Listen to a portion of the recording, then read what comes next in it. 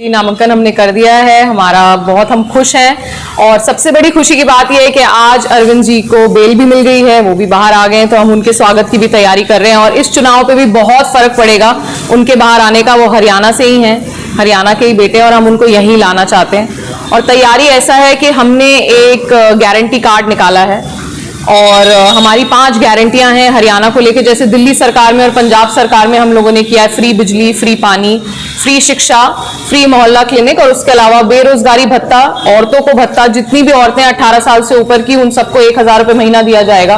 तो मान लीजिए आपके घर में अगर 5 औरतें तो 5000 रुपये महीना आपको आ रहा है। उसके अलावा जितने बच्चे बेरोजगार हैं, जब तक उनको रोजगार नहीं मिलता तो 1000 रुपये महीना उनको दिया जाएगा। तो ये हमारी 5 गारंटियां हैं, जिसका हमने एक कार्ड निकाला है जो हम यहाँ लाएंगे। ये कार्ड जो है डेबिट कार्ड के जैसा है, जैसे आप लोग बैंक का यूज करते हैं, उस पर एक नंबर रहेगा, आपको उस पर एक डिजिट मिलेगा। जब आप एक कॉल करेंगे, एक नंबर आपको दिया जाएगा, उस पर कॉल करेंगे तो वो कार्ड आप कभी भी यूज कर सकते हैं। आपको आम आदमी पार्टी गारंटी दे रही है, मतलब लिख के दे रही है कि ये सब होगा। हमने दिल्ली में किया है, हमने पंजाब में किया है, हम यहां भी करेंगे। और करने का रीजन ये है कि जब मूल सुविधाएं आपको मुफ्त नहीं मिल रही, मूल सुविधाएं सरकार नहीं दे पा रही, तो बच्चे कैसे अपने भविष्य के बारे में सोचें? ये देश तरक्की कैसे करेगा? हम तरक्की की राजनीति करना चाहते हैं। देखिए, यहाँ की बहुत बड़ी समस्याएं 3 हैं जो मुझे अभी तक समझ में आई, जितनी रिसर्च मैंने यहाँ पे आने से पहले की, यहाँ आने के बाद की, समझ में आया। यहाँ पे कोई ढंग का अस्पताल नहीं है। यहाँ पे अस्पताल की बहुत ज्यादा जरूरत है, नू की मैं खास तौर पे बात कर रही हूँ। उसके अलावा यहाँ शिक्षा के लिए एक यूनिवर्सिटी की जरूरत है। बहुत दुख की बात है कि यहाँ कोई यूनिवर्सिटी नहीं है अभी तक। और तीसरा, यहाँ पे कोई इंडस्ट्री होनी चाहिए। आपको आपके इलाके का मैं सबसे बड़ा एडवांटेज बताती हूँ। यहाँ पे जितनी भी जमीन है जहाँ इंडस्ट्री लगाई जा सकती है, वो सब्सिडाइज रेट पे है। जब कोई इंडस्ट्रियलिस्ट किसी और शहर में जाता है, किसी और स्टेट में जाता है, उनको बहुत महंगी पड़ती है वहाँ की परमिशन, जमीनें इंडस्ट्री लगाने के लिए। यहाँ एक्चुअली सस्ती हैं, यहाँ वो ज्यादा आसानी से लगा सकते हैं। लेकिन कुछ चीजों के बारे में डर बैठाया गया है, जिसकी वजह से यहाँ नहीं आ पा रहे हैं लोग। उनको यहाँ लाना पड़ेगा, यहाँ पे इंडस्ट्री लगानी पड़ेगी, यहाँ के बच्चों को रोजगार मिले। तो ये 3 बातें हैं जो मुझे लगता है नूह को सबसे ज्यादा जरूरत है, जिसके ऊपर मैं पर्सनली काम करना चाहती हूँ। 5 गारंटियां जो पार्टी की तरफ से है उस पर तो हम काम करेंगे ही, उनके एमएलए हैं हम, लेकिन हम अपनी तरफ से भी जो इस एरिया के लिए कर सकते हैं वो ये 3 चीजें मैंने सोची हुई हैं। ये मैडम, तो हम, जैसे मैंने कहा, विकास की राजनीति करना चाहते हैं। तो मेरा नूह के लोगों से यही सवाल है कि दिग्गज परिवार, तो दिग्गज परिवार से मैं भी हूं। तो या तो आप दिग्गज परिवार देख लीजिए सिर्फ, या फिर आप ये देख लीजिए कि तीनों ही दिग्गज परिवार से हैं, लेकिन सोच क्या है। और अगर वो, उनको आपने पहले से यहाँ इतना पावर दी हुई है, इतने सालों से वो बैठे, अभी तक उन्होंने क्या किया है? मुझे यहाँ नूह में पिछले 2-3 दिन से चुनाव की वजह से मैं बहुत ज्यादा सड़कों पे घूम रही हूँ। इतने खड्डे हैं इन सड़कों में, मैं उनसे ये पूछना चाहती हूँ उन्होंने क्या किया है यहाँ पे? वो तो यहीं रहते हैं ना, तो उनको खुद नहीं ये पता चल रहा है।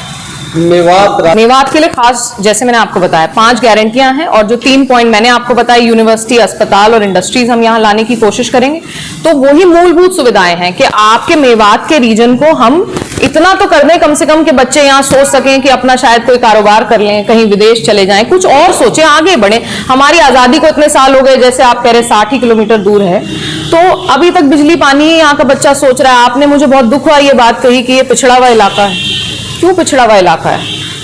मैं ये पूछना चाहती हूँ हर उस आदमी से जो आज तक यहाँ एमएलए बन के गया, एमपी बन के गया, ये क्यों पिछड़ा हुआ इलाका है? आपने अपने ही लोगों पर भरोसा किया था ना, तो क्यों पिछड़ा हुआ इलाका है? सोच नहीं थी उन लोगों में। लेकिन डिसाइड तो अभी तक हम कुछ नहीं कर पाए। सुबह से अभी तक तो उनकी कागजात जमानत के सब चल रहे हैं, अभी वो आएंगे बाहर। और आप समझ सकते हैं कि कोई इंसान इतने टाइम जेल में था तो थोड़ा सा उनको रिलीफ भी चाहिए, 1-2 दिन का आए हो, मगर कोशिश हम करेंगे उनको यहाँ लाने। मेवात की लंबी जी मैं जानती हूँ, मैं इसके लिए ना आप लोगों को जिम्मेदार मानती हूँ। मैं हर उस वोटर से यहाँ बात करना चाहती हूँ जिसने यहाँ पे वोट डर की वजह से दिया है। मैं उनसे ये पूछना चाहती हूँ कि हम सब लोगों को जो विकास चाहिए, आप उस इंसान को कब वोट देंगे? कभी तो देना पड़ेगा आपको, या तो इस चुनाव में दे दीजिए, या अगले में दे दीजिए, या 15 साल बाद दे दीजिए। आप अपने लोगों को किस बेसिस पे वोट दे रहे हैं?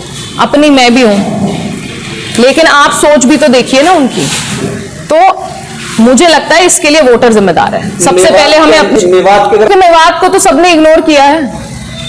एमएलए बीजेपी के हों चाहे कांग्रेस के हों, ये आप सब जानते हैं, मुझे बताने की जरूरत नहीं है। यहाँ आके कौन तवज्जो दे रहा है मुझे ये बताइए। आप जिन लोगों को अपना कह रहे हैं, अपनी जगह से लेके गए, वो तवज्जो दे रहे हैं कभी भी इधर?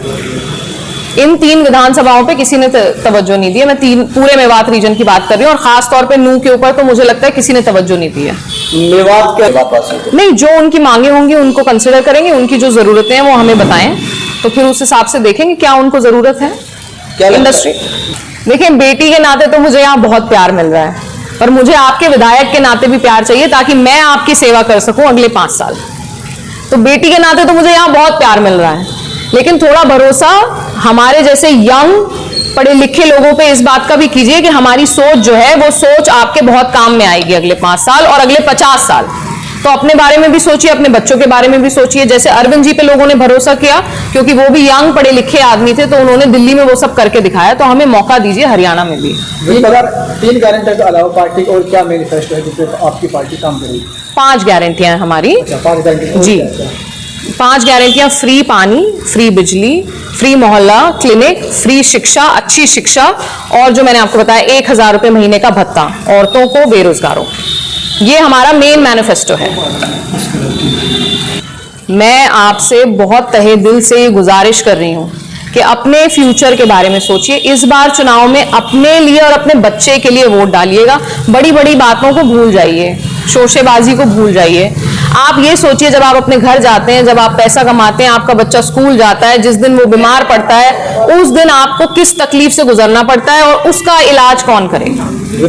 मैं समझ रही हूँ कि इस पॉइंट को वो लोग उठाएंगे, लेकिन मैं यहाँ पे अगले 5 साल पूरी तरीके से रहूंगी, आप लोगों के बीच में ही रहूंगी। और कई बार जैसे हम अपने बच्चे को भेजते हैं ना बाहर विदेश पढ़ने के लिए, तो आप ये सोचिए मैं आपके बीच की बेटी हूँ। मेरे घर परिवार ने यहाँ बहुत काम किया, यहाँ इंजीनियरिंग कॉलेज बनवाया, यहाँ अस्पताल बनवाया, यहाँ स्कूलों लड़कियों का स्कूल बनवाया।